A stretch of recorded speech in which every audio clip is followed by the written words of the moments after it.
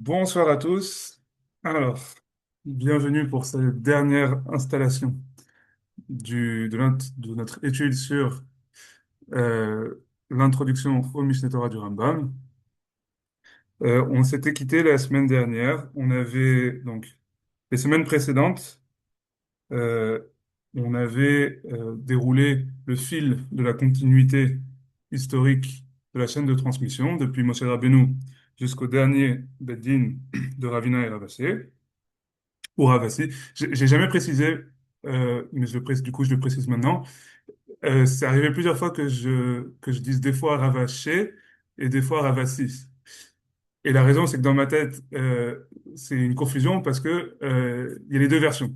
Il y a des versions où de la Gemara dans Baba Batra, je crois, où c'est Ravaché, c'est celle qu'on a et celle que probablement le Rambam avait.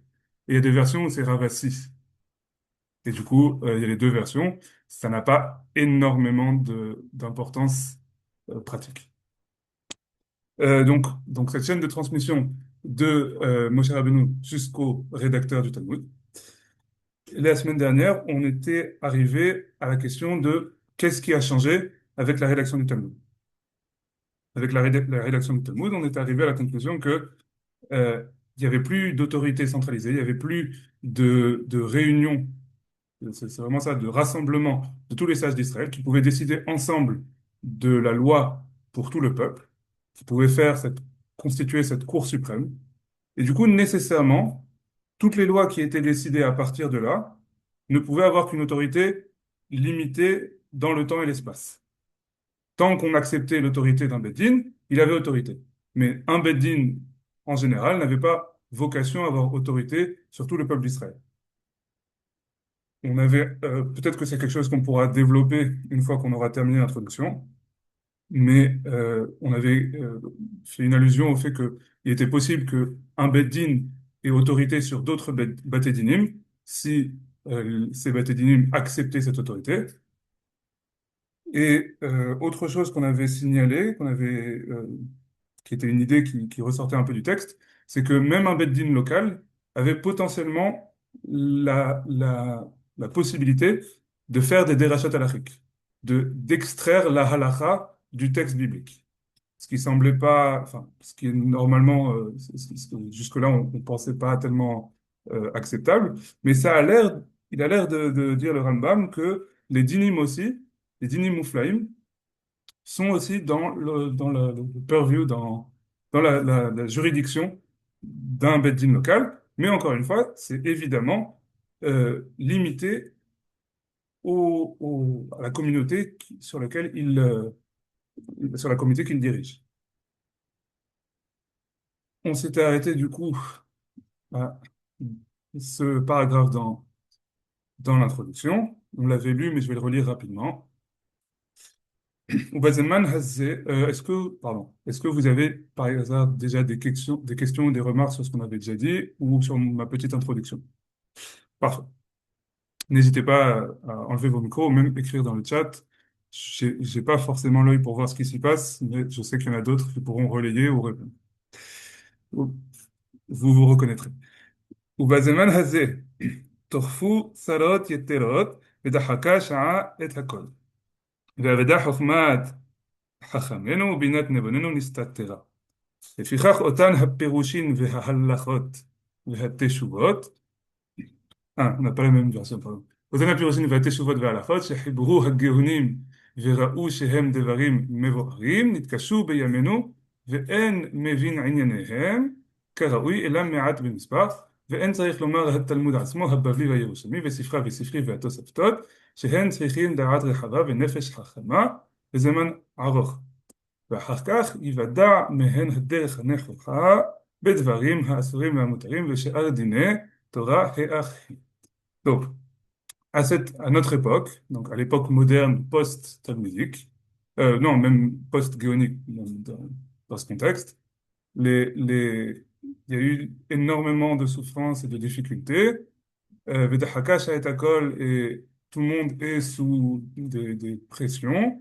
V'avda chachmat chachamenu v'binat emunenu mistabera, et la sagesse de nos sages et le discernement ouais, de nos intellectuels, c'est caché.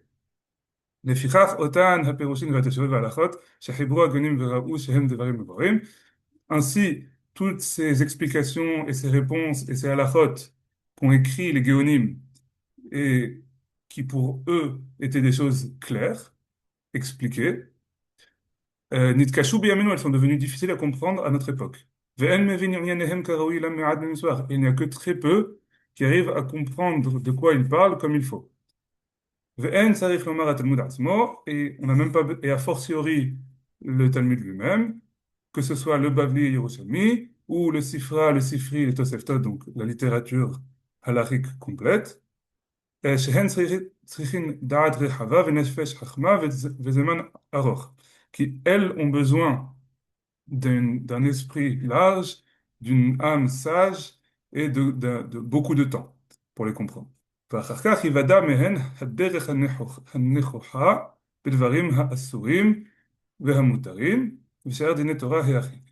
Et après tout ça, donc c'est une grande âme, une grande intelligence et beaucoup de temps d'étude, on arrivera à déterminer quel est le chemin correct sur ce qui est interdit et permis et toutes les lois de la Torah. Quelles sont-elles? Ok, on s'est arrêté là. Et du coup, maintenant, on va passer cette semaine, et ce sera la fin de notre étude, à vraiment la vraie introduction du Mistora, où là, il va vraiment nous parler de son livre. Il va vraiment nous dire quel est son but dans ce livre. Umi peneze ni'arti hotsanai. Et, et pour cette raison, j'ai ceint mes hanches. C'est-à-dire, je me suis mis à l'œuvre, je me suis mis au travail. Ani Moshe Rabbi Maimon Sefaradi, Vinish'anti al Hatsur Baruchu. Donc, moi, Moshe, le fils de Maïmon, le séfarade, c'était important même pour le Rambam à l'époque de le préciser, Nishanti al-Atzur, je me suis abreuvé de la source, qu'elle soit bénie. Ou Benoti Bechol, non? Mal, non, pardon. C'est pas ça, Vinishanti? Non, je me suis appuyé, pardon.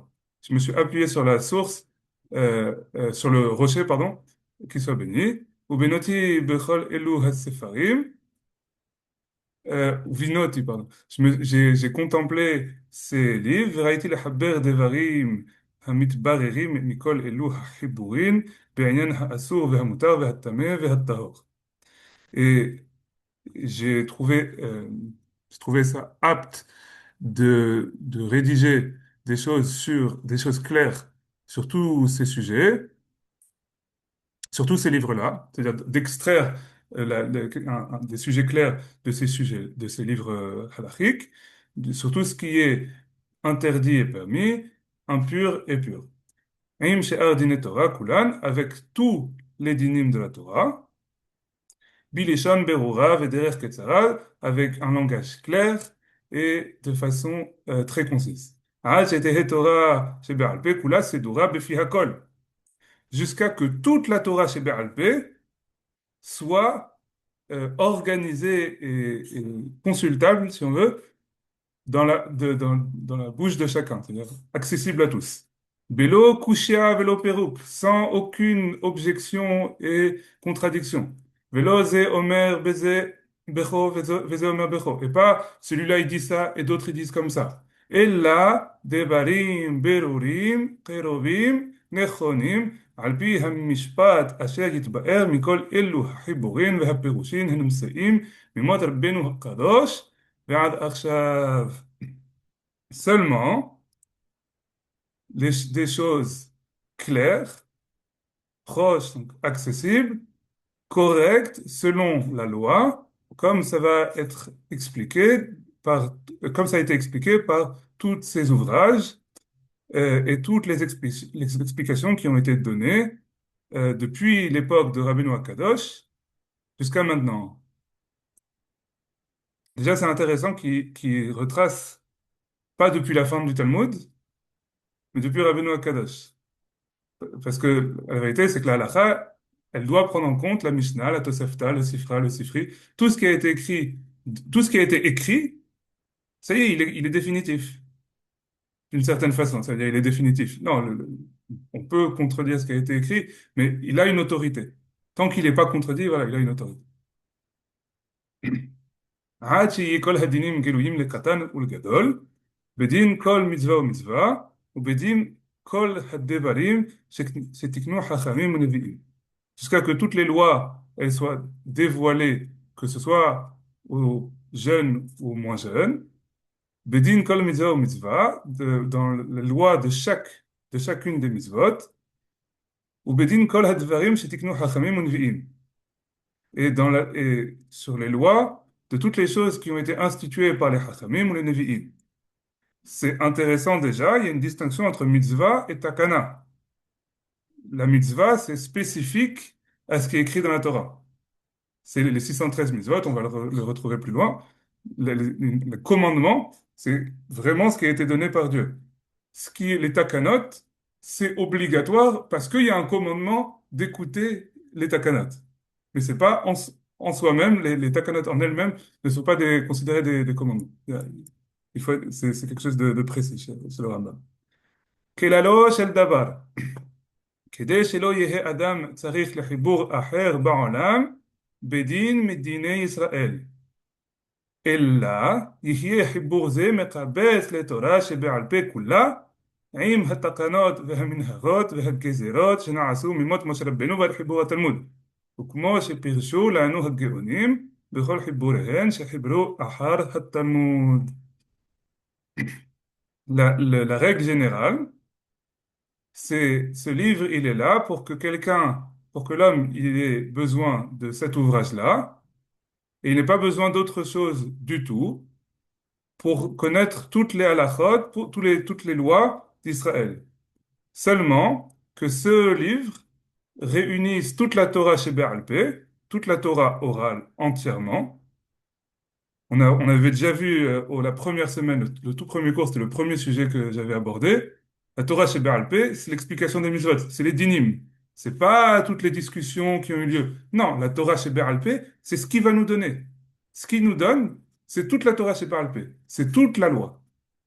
עם התקנות והמנהגות והגזירות שנעשו מימות משה רבנו ועד חיבור התלמוד, avec toutes les édits, les coutumes et les barrières rabbiniques qui ont été instituées depuis Moshe Rabbeinu jusqu'à la rédaction du Talmud, donc la fin de la halakha, ou comment שפירשו לנו הגאונים, et comme ça nous a été expliqué, interprété par les géonim dans leurs livres, dans leurs livres qu'ils ont écrits après le Talmud. לפיכך, קראתי שם חיבור זה משנה תורה. C'est pour cela que j'ai appelé ce livre Mishneh Torah. Les filles Shadam Kore Torah Shebichtav Tehila, parce que quelqu'un il lit dans la Torah écrite d'abord. ואחר כך קורא בזה, ויודע ממנו תורה שבעל פה כולה. Et ensuite, il lit dans mon livre, donc dans le Mishneh Torah, et il connaîtra toute la Torah orale. Ve'eno tzarich likrot sefer acher benhem, il n'a besoin d'aucun livre entre les deux. Alors, j'ai pas expliqué ce que c'est Mishneh Torah. Mishneh Torah, déjà, c'est une allusion à un pasuk dans Devarim, je sais plus dans quel parasha, où, euh, où justement le Sefer Devarim lui-même, il est appelé, il a un nickname, un surnom, de Mishneh Torah, parce que c'est la répétition de la Torah. Je crois que c'est Milachon Shinui, les Shanot, c'est-à-dire répéter. C'est Moshe, il fait son discours devant le peuple d'Israël et il leur répète tous les enseignements, il leur répète tous les événements qu'ils ont parcourus et le chemin qui a été traversé et l'engagement qu'ils ont pris envers Akadosh Baruch Hu. Mishneh Torah, c'est la récension de la Torah, du coup. Je ne sais pas si j'ai raison, je ne sais pas si vous avez des objections ou si vous avez une autre interprétation, des commentaires. Non, c'est J'ai vrai, mis et la source c'est dans le chat. Ah, pardon. oui. Non, c'est vrai, et c'est la raison pour laquelle dans les langues européennes, le livre s'appelle Deuteronomium, ou Deutéronome. C'est exactement la même chose en grec. Deutéros, c'est le deuxième, donc le restatement, et nomos, c'est la loi. Euh, merci. Oui, c'est vrai, je l'ai aussi dans le Macbili. Merci beaucoup, Daniel. Donc la source, bah, peut-être je la lis rapidement. והיה כשבתו על כיסא ממלכתו, וכתב לו את משנת התורה הזאת על ספר מלפני הכהנים הלוויים. Donc ça doit être parachat עקב, ראה, un des deux, j'imagine. Bon, voilà. Et du coup, pour revenir au sujet, euh, Torah chez Birtav, Torah chez Baal Pé, ensemble, on a toute la Torah. Est-ce que, alors, évidemment, ça a été beaucoup reproché au Rambam, parce que les gens ont dit, tu vois, tu leur dis, tu as besoin d'étudier la Torah chez Birtav et Torah chez Baal Pé, et qu'est-ce que tu fais du Talmud? C'est-à-dire, il n'y a plus besoin d'étudier tous les autres Sefarim, même la Mishnah, on dirait que c'est plus nécessaire, vu que la halakha, elle se trouve dans le Mishneh Torah. Évidemment, on l'avait aussi lu, un des premiers, je crois, le premier cours, dans Hilchot Talmud Torah, c'est pas ce qu'il dit. Il dit, la première étape, c'est Torah chez Birtav. La deuxième étape, c'est Torah chez Be'al Peh. Et après, on passe à Mevin Dava, Mitor Dava. Il faut comprendre d'où les choses viennent, euh, quelle est la source des choses. Et du coup, là, évidemment, Talmud et Gemara. Et pour l'adulte, évidemment, il doit étudier les trois. Et il y a une obligation d'étudier les trois étapes. Ça ne suffit pas d'étudier que la Torah, chez Birtav et Torah chez Baal Peh. Il faut aussi étudier euh, les, les, les, les, les choses plus conceptuelles, le Talmud, et même d'autres choses qui peuvent rentrer, qui peuvent être utiles pour la connaissance de Dieu. Des commentaires, Ok. Vérité la halak ribourze, on va aller rapidement parce que c'est un peu la fin. Vérité la halak ribourze, halachot, bechol inyan ve'inyan, ve'halek halachot לפרקים שבאותו עניין, וכל פרק ופרק החלק אותו להלכות קטנות כדי שיהיו סידורין על פה. Et j'ai trouvé que j'ai trouvé apte de diviser le livre, l'ouvrage en halachot par sujet. והחלק ההלכות לפרקים שבאותו עניין, et j'ai séparé les halachot en chapitres qui sont dans le même sujet. וכל פרק ופרק אחלק אותו להלכות קטנות. Et dans chaque pérec, j'ai séparé en halachot ketanot, on va dire en paragraphes. כדי שיהיו סידורים על פה, pour qu'elles puissent être organisées par cœur. Il y a vraiment cette idée, il y a vraiment cette idée que le Mishneh Torah, comme la Mishnah, il l'a écrit pour que les gens apprennent par cœur, que les gens connaissent toute la Torah orale par cœur, toute la halakha par cœur. D'ailleurs, il y a quelques indices comme ça à travers le Mishneh Torah. Un des trucs qui est connu, c'est que quand il fait un compte, par exemple, on a vu Shabbat les quatre critères pour que la Netilat Yadayim soit valide. Il commence par quatre critères. Et il dit à la fin, il y a quatre critères et les voilà. Donc à chaque fois qu'il donne un compte, il commence par le compte et il finit par le compte. Pourquoi? Déjà, pour éviter que s'il y a un copiste qui rate quelques mots, au moins il les retrouve après. Mais aussi pour que l'enfant qui les apprend par cœur, ou même l'adulte, pourquoi pas, euh, il a un moyen mnémotechnique. Il sait, il y a quatre choses. Est-ce que je les ai bien comptées? Sinon, il faut que que je reprenne ma halakha. Et c'est comme la Mishnah. La Mishnah aussi, elle a été écrite pour être apprise par cœur. D'ailleurs, dans la Gemara, on pose souvent des questions. Pourquoi on a utilisé ce mot-là plutôt que ce mot-là? Et ça arrive régulièrement qu'on dit simplement, bah, parce que c'est plus facile d'apprendre par cœur sous cette forme-là. Des fois, on fait un miroir entre le début et la fin, même si c'est pas le meilleur mot qu'on aurait pu utiliser parce qu'on a l'impression qu'il faut apprendre autre chose. Mais pour apprendre par cœur, les Chachamim, ils peuvent, enfin, la Mishnah, elle a été écrite de cette façon. Voilà. אלא הלכות שבכל עניין ועניין יש מהם הלכות שהן משפטי מצווה אחת בלבד, והיא המצווה שיש בה דברי קבלה הרבה והיא עניין בפני עצמו, ויש מהם הלכות שהן כוללים משפטי מצוות הרבה, אם יהיו אותן המצוות כולן בעניין אחד. Donc, dans ces halachot, donc les halachot dans le Mishneh Torah, par exemple, là j'ai le premier livre du Mishneh Torah, il y en a 14. Le premier livre du Mishneh Torah, il est divisé en combien? 5 halachot. Yesodei HaTorah, De'ot, Talmud Torah, Avodah Zarah, Kotavim et Tshuva. Donc chaque chapitre, chaque super, enfin, regroupement de chapitres, il les appelle halachot parce qu'ils sont tous sur un sujet particulier. Et donc, il a pas divisé ses livres en halachot, en mitzvot, pardon. C'est pas un chapitre par mitzvah ou quelque chose comme ça. Il a pas suivi le compte des mitzvot. Il a suivi le compte enfin, il a suivi un ordre logique. אלו ההלכות שבכל עניין ועניין יש מהם הלכות שהן משפטי מצווה אחת בלבד. Il y a des halachot, il y a des livres de halakha qui vont traiter d'une seule mitzvah. והיא המצווה שיש בה דברי קבלה הרבה והיא עניין בפני עצמה. Et c'est une mitzvah sur laquelle il y a beaucoup d'enseignements qui ont été transmis, et c'est un sujet en soi. ויש מהם הלכות שהן כוללים משפטי מצוות הרבה. Et par contre, il y a des halachot qui regroupent beaucoup de mitzvot différentes. אם יהיו אותן המצוות, כולם בעניין אחד, si elles peuvent toutes être regroupées dans un seul sujet. Par exemple, c'est pratique le Makvili là-dessus, non, c'est pas là. Voilà.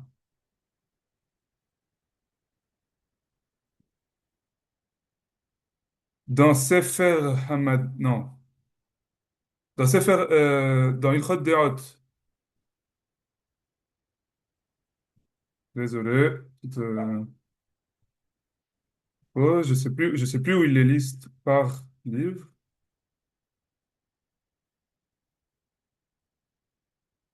Bon, dans Yesodei Torah, par exemple, il y a 10 mitzvot. Dans d'autres livres de Halachot, je crois que dans Ilchot Deot, il y en a 7. Ouais. Et du coup, dans le Sefer Hamizot, tu vas comprendre. Il y en a 11. Dans le Sefer HaMitzvot, alors très bonne question. Abigail, derrière, elle me demande dans le Sefer HaMitzvot, il reprend quoi? Il y a deux versions du Sefer HaMitzvot. Il y a le grand Sefer HaMitzvot, où il compte toutes les mitzvot, et il explique pourquoi il les compte comme ça, et il leur donne une petite description. Et il y a une recension, il y a un compte des mitzvot au tout début, en général, du Sefer Hamada, où là, juste il les compte. Juste il les nomme et il passe à la suivante. Il donne aucun détail. Il donne le passouk dans lequel elles sont citées et il passe à la suivante. Et donc, c'est pas la même chose. L'un, il rentre, donc on va parler plutôt de Sefer HaMitzvot, c'est là où il les décrit un peu plus, mais il donne quelques détails, mais il rentre pas dans toutes les dynim, dans tous les dynim. Il rentre pas dans toutes les halachot. C'est vraiment un résumé très global. Là où, évidemment, le Mishneh Torah complet, les halachot elles-mêmes, évidemment, il donne toutes les halachot. C'est ce qu'il dit juste là. אוקיי, ויש מהם הלכה שהן כוללים, אם יהיו אותן המצוות כולן בעניין אחד. מפני שחילוק חיבור זה הוא לפי העניינים, לא לפי מניין המצוות, כמו שהתבאר לקורא בו. Parce que la division de ce livre n'est pas selon, elle est selon les sujets, pas selon le compte des mitzvot, comme ce sera clair pour celui qui lit ce livre. ומן המצוות של תורה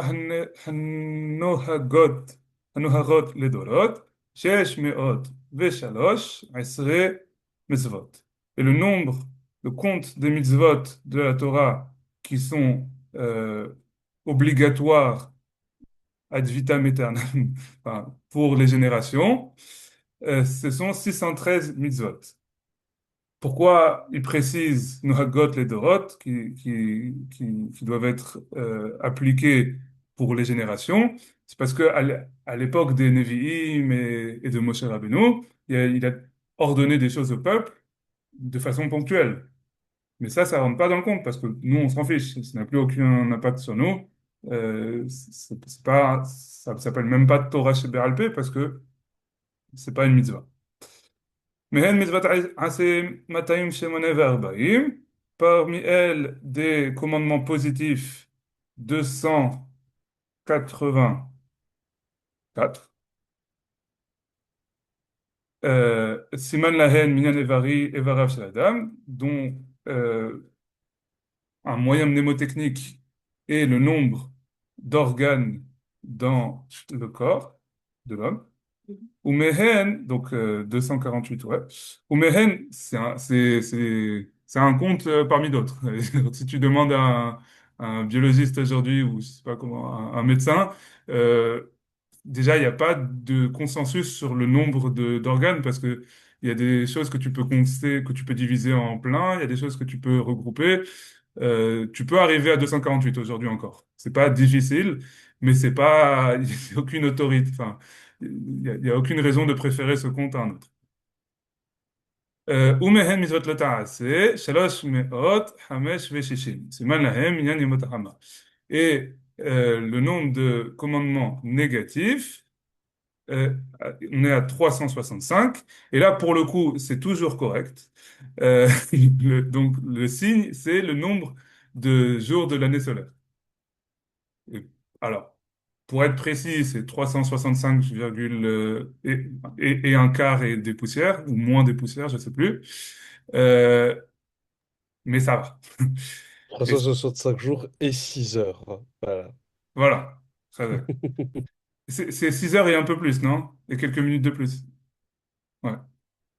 Je savais plus si c'était plus ou moins. Ok. Du coup, 248, 200 Ramah. Oui, c'est ça, pardon, j'ai mal dit tout à l'heure. 248 commandements positifs et 365 commandements négatifs. Des commentaires, je ne sais pas trop si vous avez des choses à rajouter.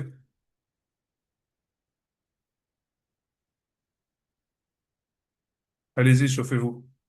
Des questions? Vraiment, n'importe quoi, ce qui vous passe par la tête. Bon, avec au Baruch, on a fini l'introduction. Oui, vous Zach parlez. Overu. C'est l'intérieur, encore, Non, non, on n'a pas fini le cours, on n'a pas fini l'étude, mais on a fini l'introduction. Et du coup, ça nous laisse justement l'occasion de revenir sur l'introduction.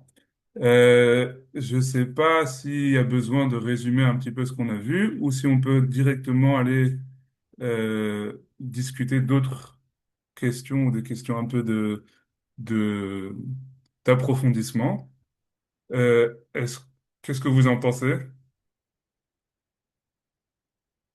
J'ai l'impression qu'on a déjà résumé au début, mais enfin, comme vous voulez. Si quelqu'un a envie de faire son propre résumé, avec grand plaisir. Ok. Est-ce que vous avez des questions d'approfondissement, des choses qu'on pourrait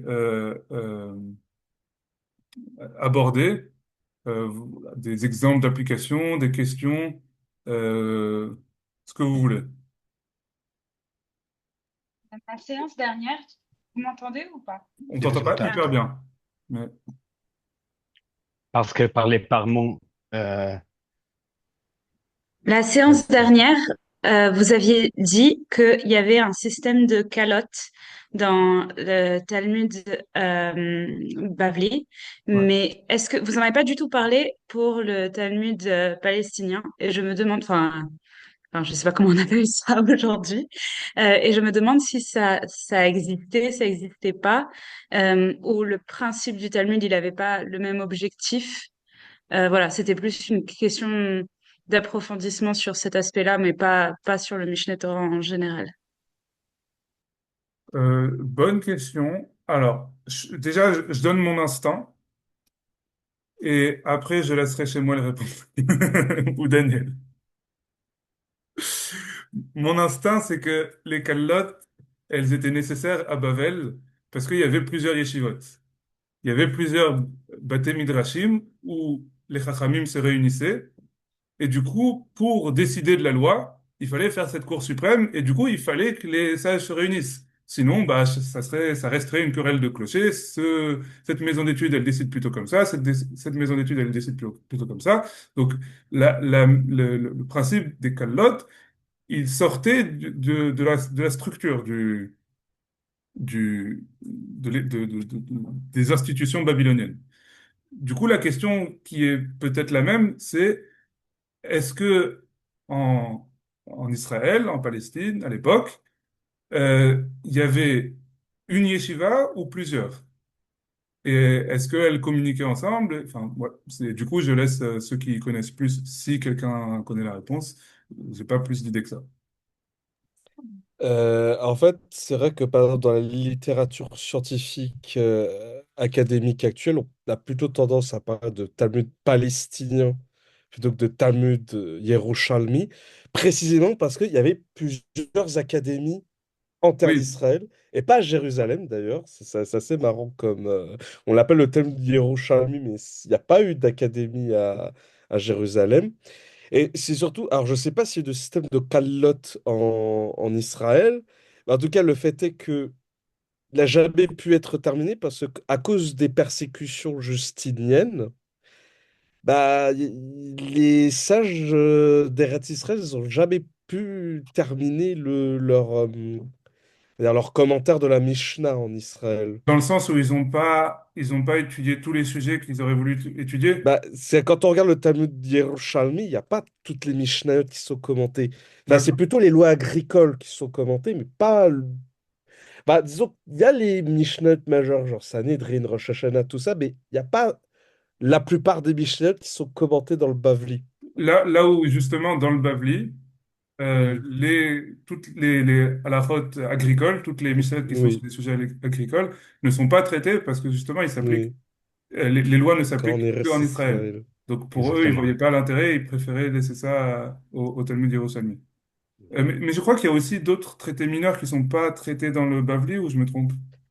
Tu parles des traités, genre, je parle le traité Oh. Sophérim, par exemple, ou des trucs du Non, genre. Sofrim, Le c'est film pas n'existe canon. pas même dans les Talmuds palestiniens. Ah oui, ah, tu parles des traités Et Mishnayot, genre Tamid, par exemple. Oui, je crois Oui, Talmud, c'est non, ce possible. n'est pas traité dans le Bavli non plus. Voilà, mais pour juste parce que aussi, enfin, je sais pas s'il y a une raison. Bon. Et du coup, pour les calottes, est-ce que tu as une idée, Shenwan? je ne suis pas sûr parce que je ne sais pas quel est le niveau de connaissance historique qu'on a des calottes. Ah, Donc, du point de vue du roman national, comme tu l'as appelé, il y a beaucoup plus de sang qu'il y avait des calottes à Babel parce que il y avait une idée euh, pardon, d'arriver à une conclusion. Donc, il y a la Hatima du Talmud Babli et il n'y a pas de Hatima du Talmud palestinien. Donc, c'est tout à fait possible que les auteurs du Talmud palestinien ont interrompu un peu soudainement les développements du Talmud palestinien. Et le Rambam écrit que c'est Rabbi Yochanan euh, qui l'a compilé. Et j'ai pas aucune idée si c'est historiquement euh, le cas. Mais de toute façon, ça dépend de quelle était l'intention du compilateur de Talmudim. Et selon les romans nationaux, c'est clair que le compilateur du Talmud babylonien avait, au moins vers la fin du période des Amoréens, la perception que les choses allaient, qu'on dit-on, péjorer, se détériorer, et oui, donc qu'il faudrait l'achtom et à Talmud, d'accord. ce qui n'est pas Scellé. forcément, Scellé. oui, ce qui n'est pas forcément le cas pour le Talmud palestinien. D'ailleurs, Et, pardon. et donc, donc, le système de calotte, c'est ça fait plus du sens pour le Talmud, du sens pour le Talmud babylonien, à mon avis. Je ne suis pas sûr du point de vue historique combien on sait de la réalité historique des calottes. D'accord. Je ne sais pas non plus. On sait qu'il y avait des réunions On sait qu'il y en a deux eu. fois par an. On sait qu'il y avait, les calottes existaient, il n'y a pas de doute sur ça. Il n'y a pas aucun doute. Mais s'ils étaient vraiment, comme dans notre roman national, des très grandes assemblées dans lesquelles on votait systématiquement les lois, je ne sais pas. Peut-être que c'est vrai, mais on n'a pas de Mhm. témoignages extérieurs, je crois, à ma connaissance. Mais du coup, enfin, pour reprendre ma question, à Babel, on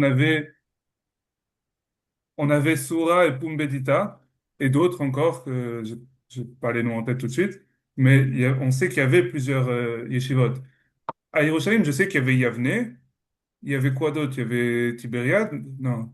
Il y avait Tibériade, oui. Il y avait... la principale, c'était Yavne, mais ça dépend du période. Donc, D'accord. Yavne antérieur.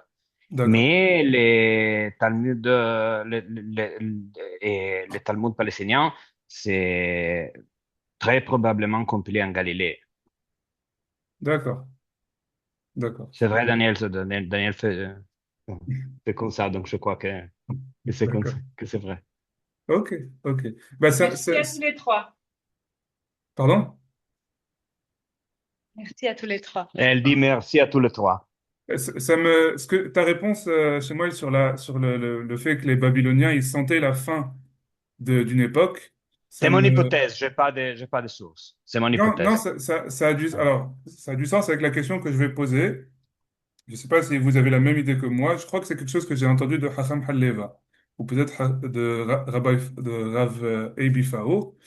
Mhm. Il posait la question, pourquoi, si le Talmud, c'est vraiment des conclusions halachiques, et pas juste plein d'opinions dans lesquelles on peut piocher, contrairement à ce que disent certains orthodoxes, modernes orthodoxes en particulier, si vraiment il y a une conclusion, il y a Tsurata, Deshma Ateta, Liba de Ilcheta, il y a les Klalim, il y a les Klalé à Talmud, il y a des règles pour extraire la halacha du Talmud, et c'est pas juste un free-for-all, tout le monde choisit l'opinion qu'il veut parce que chaque opinion est légitime.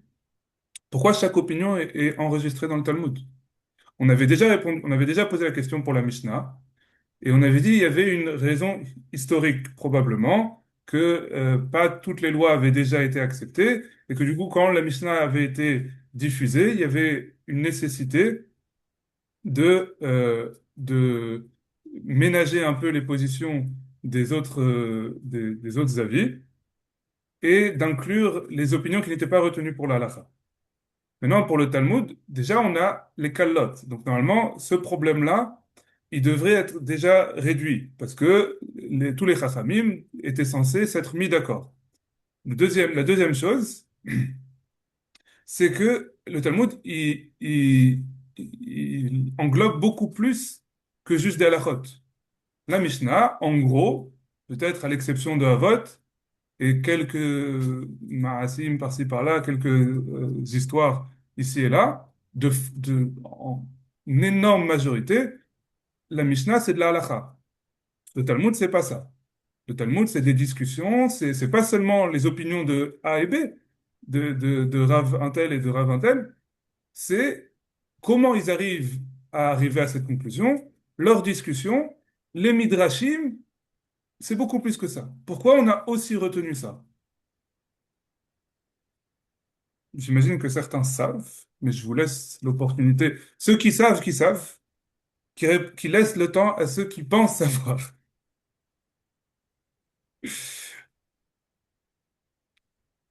Ou ceux qui veulent tenter quelque chose. Bon, alors ceux qui savent, qui Alors, savent. Ah, pardon. je me trompe peut-être, mais tu avais dit que c'était aussi dans le cas où un futur Sanhedrin serait mis en place. Si d'autres opinions reflèteraient plus correctement peut-être la pratique ou ce qu'on considère juste, elles pourraient évoluer et on aurait de quoi s'appuyer sur des rafs précédents. Ah, d'accord. Alors ça, c'est vrai de la Mishnah et du Talmud. C'est correct pour les deux et c'est utile dans les deux. Mais on voit que le Talmud, il allait beaucoup plus loin.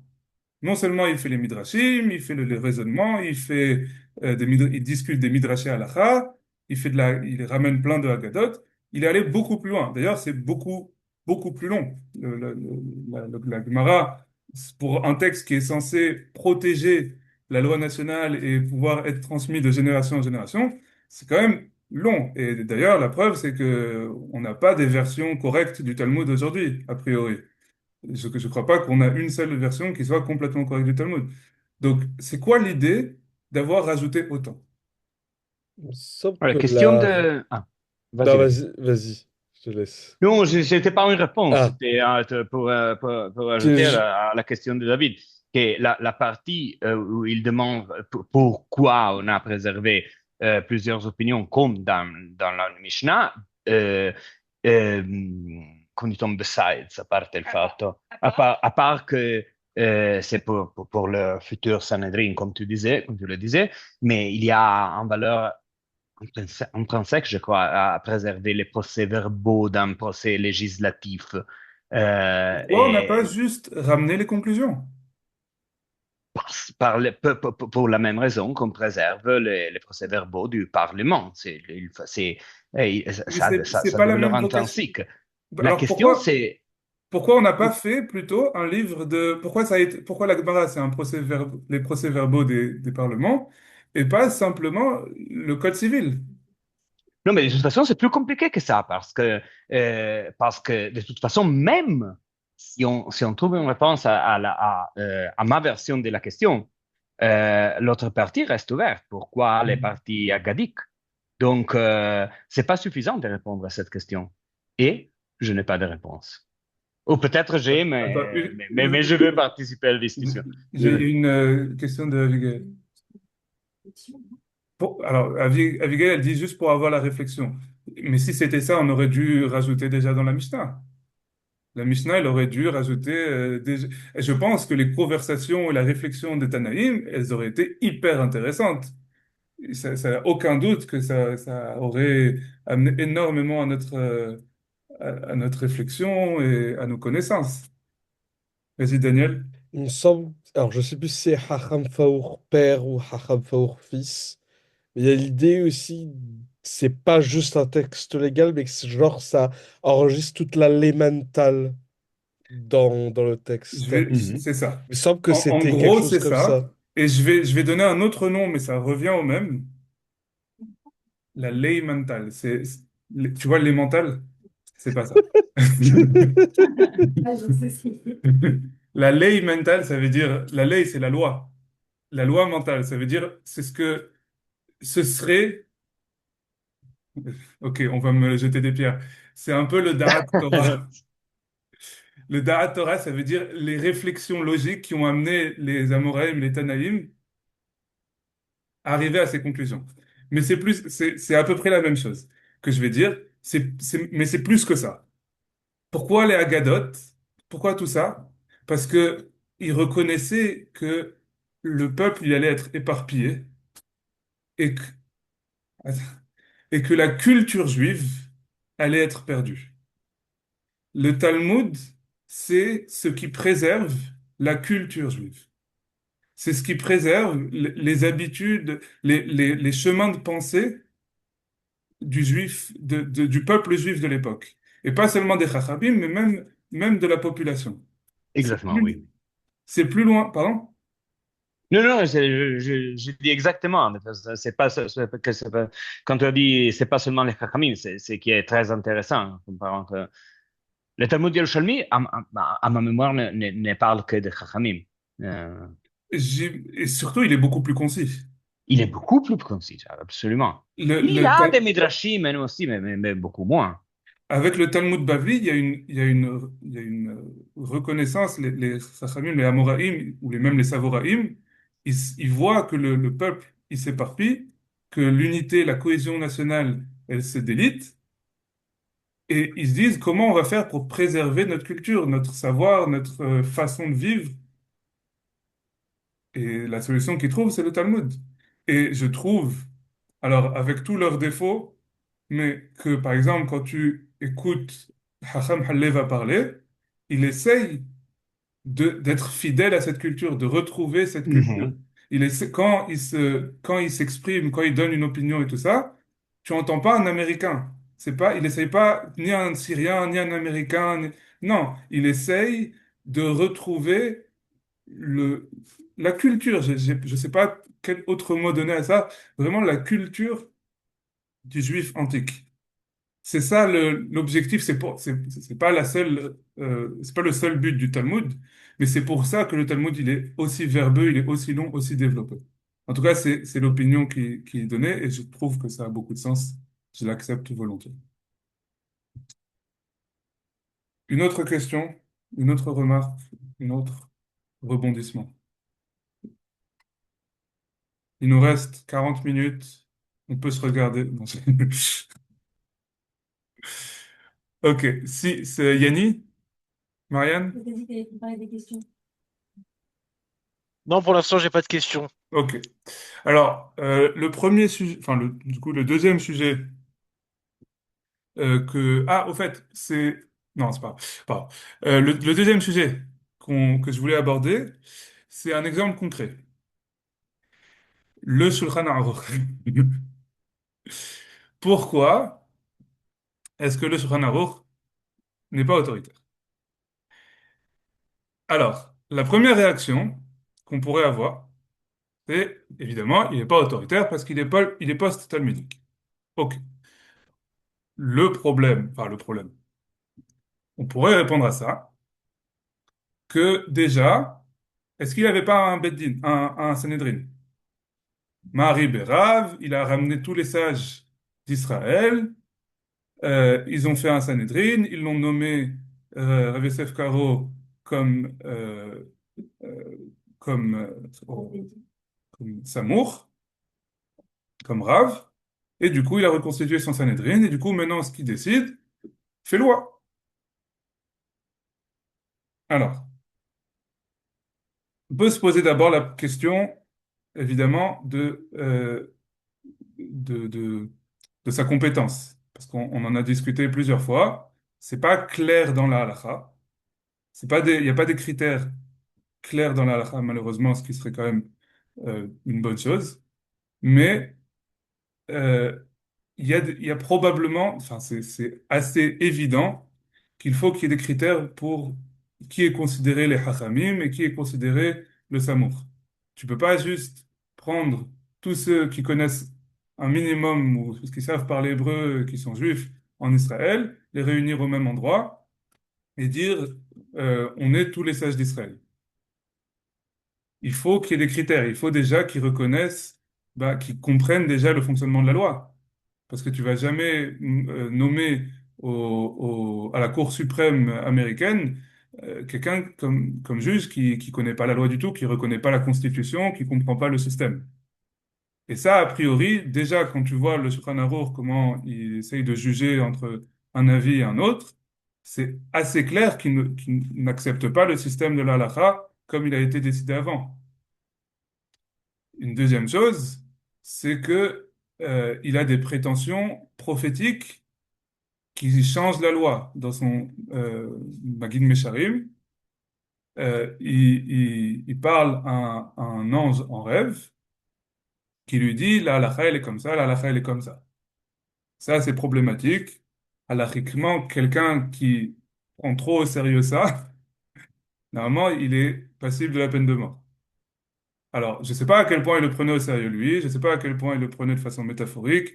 On dirait que Hassan Faour, par exemple, il acceptait que c'était quelque chose de métaphorique. Et de l'autre côté, il est vrai que dans le Shulchan Aruch, il le prenait pas comme halakha. Il n'écoutait pas son ange. Son mauvais esprit pourrait dire son ami imaginaire.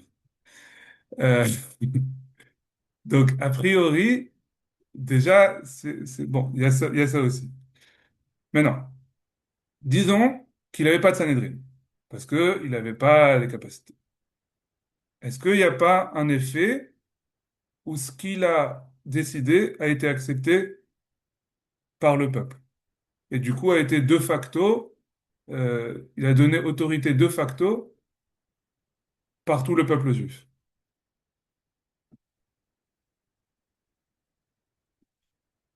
Bon, il n'y a personne qui veut répondre, c'est pas grave. Non, cet argument-là, il est caduque.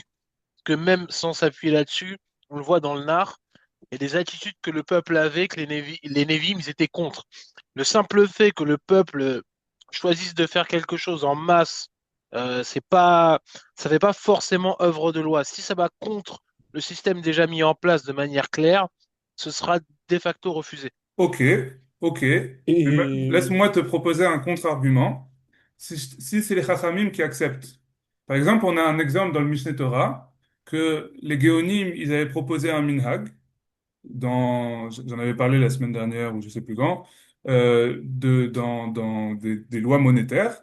Et tous les Bate Dinim, en gros, de l'époque, ont accepté. Et ça a l'air de sortir du Mishneh Torah que c'est du coup devenu la loi du peuple, malgré le fait que c'est post-Sanhédrin. D'ailleurs, on peut dire aussi que même à l'époque du Talmud Bavli, il n'y avait pas de Sanhédrin.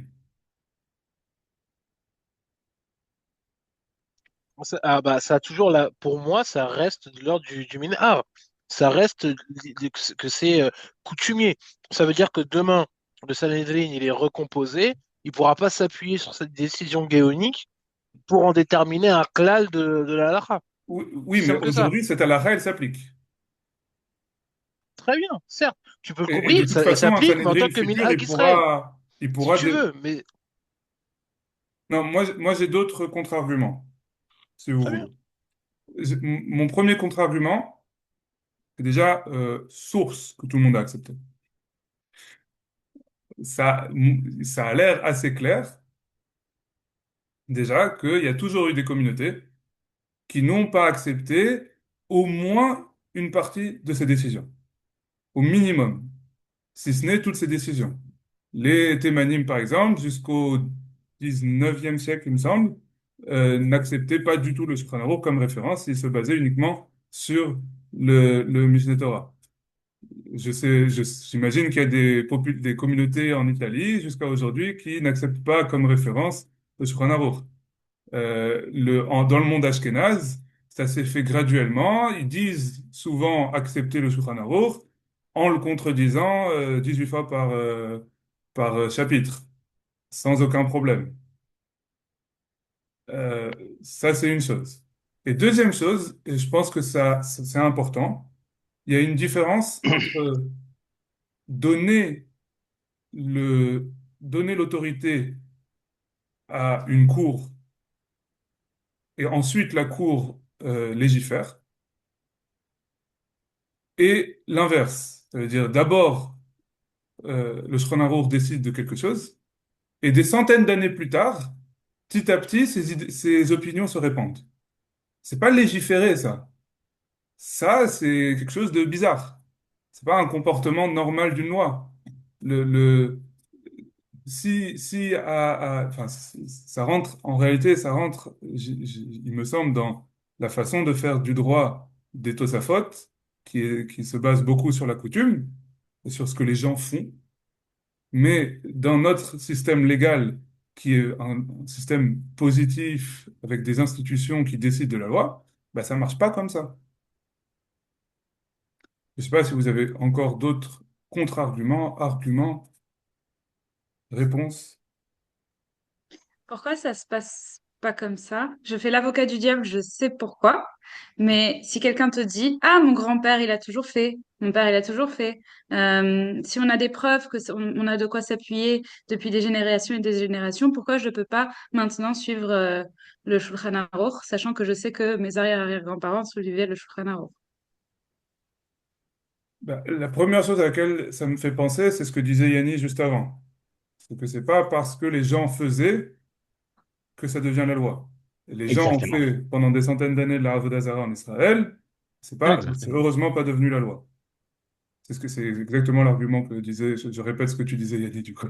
Oui, mais si c'est pas quelque chose d'aussi néfaste que la Vodazara, si c'est un shades of grey, si c'est une nuance de gris. Je laisse chez moi répondre, je crois qu'il avait Non, j'avais pas de réponse sur ces arguments spécifiques parce que c'est parti de la même réponse générale, je crois. Si c'est pas la loi, c'est pas la loi. Ça, même quand il y a des fois que le Shulchan Aruch ne dit rien de si terrible, c'est acceptable le contenu de ce qu'il dit, mais ce n'est pas acceptable de le considérer comme la loi légitime du peuple d'Israël. Donc c'est pas trop important le contenu de ce qu'il dit.